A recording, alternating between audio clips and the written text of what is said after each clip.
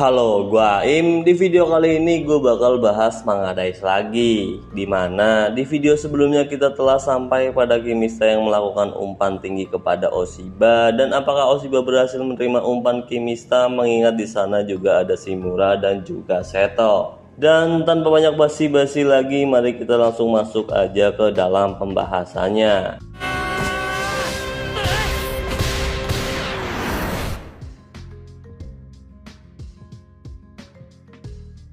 Kimista yang sebelumnya mengomparkan bola tinggi kepada Oshiba, namun ia terlihat dijaga Shimura dan juga Seto. Oshiba pun berhasil dikalahkan mereka berdua dan bola rebound berhasil dikuasai Marco. Ryosuke pun kemudian meminta bola dan berkata jangan menendang sembarangan, lebih baik berikan bolanya kepadaku. Para penonton juga ngerasa jika ini akhir dari Seishiki. Jika Marco bisa berhasil mengoparkan bola ke Ryosuke, ia pasti bisa dengan mudah mencetak gol keempat. Tapi Marco yang bersiap untuk melakukan operan kepada Ryosuke, Kimista di sini justru tersenyum jahat. Pelatih Akiko di sini juga sadar dan berteriak untuk Marco tidak melakukan itu karena ia tahu rencana Seishiki yang sebenarnya. Namun belum selesai pelatih Akiko berteriak, Marco terlihat dihadang oleh Usui, Suzuki dan juga Mitsuki. Marco pun terlihat kaget, tapi Usui berkata jika mereka sudah menunggu saat ini tiba. Dan Ubukata berkata jika cara paling mungkin untuk mencetak gol adalah dengan mencuri bola di depan gawang lawan.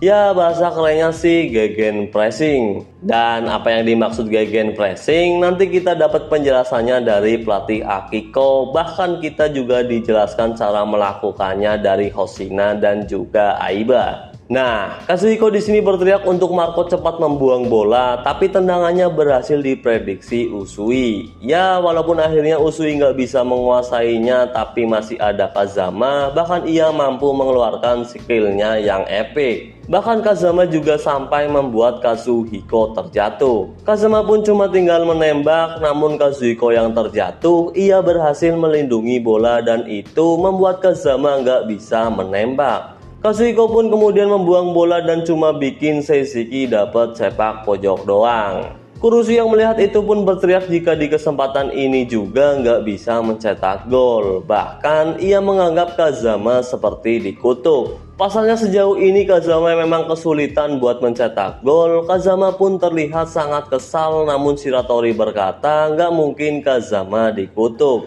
Di pertandingan ini Kazama telah berkontribusi membuat banyak peluang, pasti cuma butuh waktu sedikit lagi. Dan di sisi lain, jurnalis pun terkejut melihat Seishiki bisa melakukan teknik gegen pressing. Bahkan Marco dan Ryosuke aja nggak percaya orang-orang Seishiki bisa melakukan strategi seperti itu. Kazuhiko juga mengakui kalau baru kali ini dia melihat koordinasi yang sangat luar biasa. Sanagi lalu berkata, apa yang dimaksud dari gegen pressing adalah membatasi kemampuan lawan dalam mendapatkan bola. Pelatih Akiko pun membenarkan ucapan Sanagi dan ia bilang tujuan Seishiki melakukan itu sangat simpel, di mana mereka berniat buat melakukan counter attack yang singkat dengan merebut bola di depan gawang lawan. Pelatih Akiko pun mengakui kalau itu mungkin terdengar sederhana, tapi itu taktik dengan kesulitan yang sangat tinggi. Nah, kita lalu berpindah kepada Hoshina dan juga Aiba. Mereka membahas Seishiki yang melakukan teknik yang luar biasa. Mereka pun bertanya-tanya bisa melakukan taktik itu berapa kali Seishiki menghabiskan waktu buat latihan. Hoshina dan Aiba kemudian membahas taktik Seishiki dan emang di saat itu mereka memutar video reply. Saat Kimista menerima operan dan ia juga sangat bebas. Di sisi lain Oshiba berdiri di depan kotak penalti. Ia nggak masuk ke dalam karena menghindari kiper bisa menggunakan tangannya. Namun yang paling penting adalah bagaimana Kimista melakukan umpan yang tinggi dan juga terlihat lambat. Bahkan Aiba berkata jika itu sangat sulit dilakukan.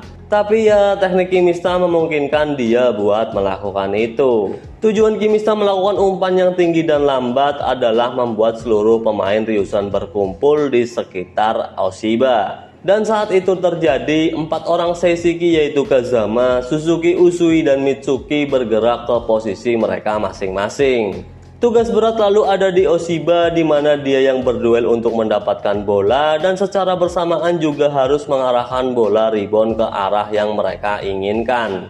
Bahkan sebenarnya untuk melakukan itu sangat mustahil, tapi Oshiba yang mempunyai teknik tinggi bisa mengarahkan bola ribon ke arah yang mereka inginkan. Dan seperti yang kita tahu, bola ribon kemudian mengarah ke Marco, atau lebih tepatnya Marco ditarik buat bisa mendapatkan bola itu. Marco pun dibuat berpikir untuk melakukan counter attack, namun saat ia menoleh itu sudah terlambat karena ia sudah dikepung para pemain Seishiki. Mereka pun berhasil merebut bola tepat di depan gawang lawan, dan ya, taktik dengan kesulitan tinggi ini berhasil mereka eksekusi. Aiba pun menyebut jika taktik jahat ini diterapkan kepada timnya, ia sendiri pasti akan merasa sangat kesal. Dan Hoshina berkata, jika kesuksesan taktik Seishiki mengandalkan Kimista dan juga Oshiba, jika itu Touin atau Ichibiyoshi pasti nggak bakalan bisa melakukannya. Ini bisa dilakukan itu karena mereka itu Seishiki. Ya, singkatnya sih mereka berdua mengakui kalau Seishiki memang sangat luar biasa. Nah, kita balik lagi ke dalam pertandingan di mana Seishiki yang dapat sepak pojok. Terlihat juga pelatih Akiko yang bertanya kepada Arai apakah ia sudah siap buat bermain. Di sisi lain, Ubukata menebak pemikiran seseorang di mana orang itu pasti berpikir jika ini belum selesai. Kalau saja itu dia, kita pasti bisa mengambil bola dari Marco. Dan pemain yang Ubukata tebak pemikirannya tentu aja si Usui. Ia pun memuji permainan Oshiba, tapi di dalam hatinya sebenarnya sedikit menyesal. Karena jika aja Usui bisa menyambar bola dari Marco, itu akan sangat ideal. Apakah iya kita tidak bisa mencetak gol tanpa adanya dia? Ubukata pun berkata lagi kalau ada satu bagian taktik yang hilang atau belum sempurna.